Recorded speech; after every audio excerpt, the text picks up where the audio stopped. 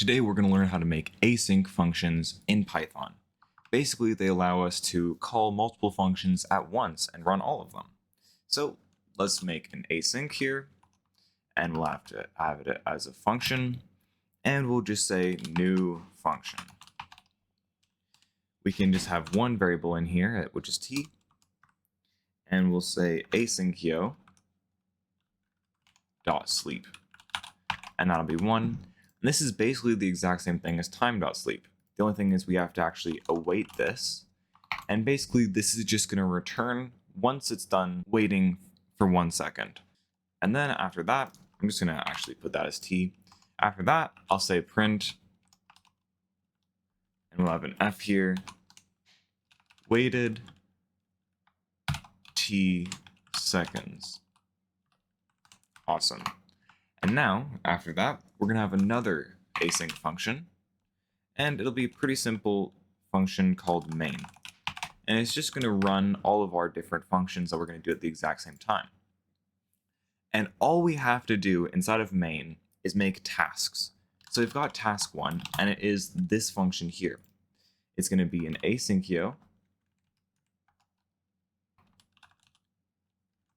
You cannot run this like a normal function.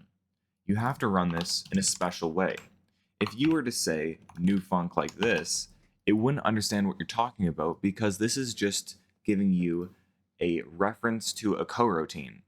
And in order to actually run a coroutine, you actually have to have a thread. And a different thread is sort of like you've got your main thread in Python, and that's the default. And a thread is sort of like going off of your normal timeline. So meanwhile something is happening here, this is happening. And trying to say new func is like trying to put this here.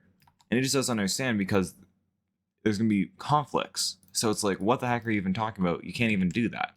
So instead we make tasks, and tasks give it a whole new timeline. And so now we're just going to await task 1. So we're just waiting for task 1 to be done. And we can make even task 2. And we could say task 2 equals all of this, but instead of waiting for 1 second, we can say 1.1 seconds. And we'll be able to tell that this takes asynchronously if this happens after 1.1 seconds and not 2.1 seconds. Because otherwise, if it was 2.1 seconds, that means it'd be waiting for this, and then it'd be doing this. But if it's 1.1 second, that means it's doing both of these at the same time. In order to check this, we'll say await task 2. And of course, we actually have to run main. And the way we do that is we say asyncio.run. And then we say main. And there we go. We've got everything we need right here. So if I press F5, waited 1 second, and then waited 1.1 seconds, and it happened 0.1 seconds afterwards. It was like not even noticeable how fast that was.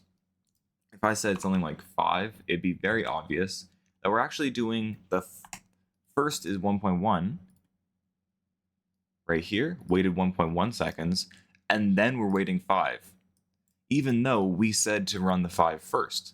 That's because they're both running at the exact same time. Even cooler is we could make this function be a timer. So every, let's say, 0.1 seconds,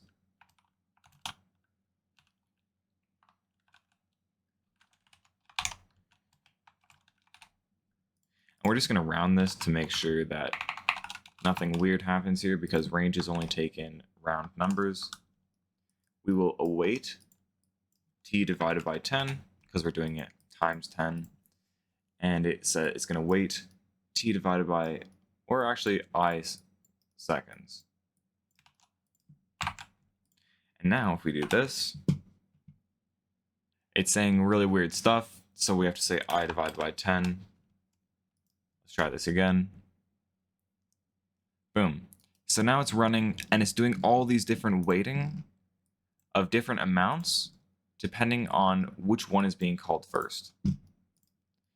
This could be used in a lot of different ways to run multiple tasks at once. It's super useful.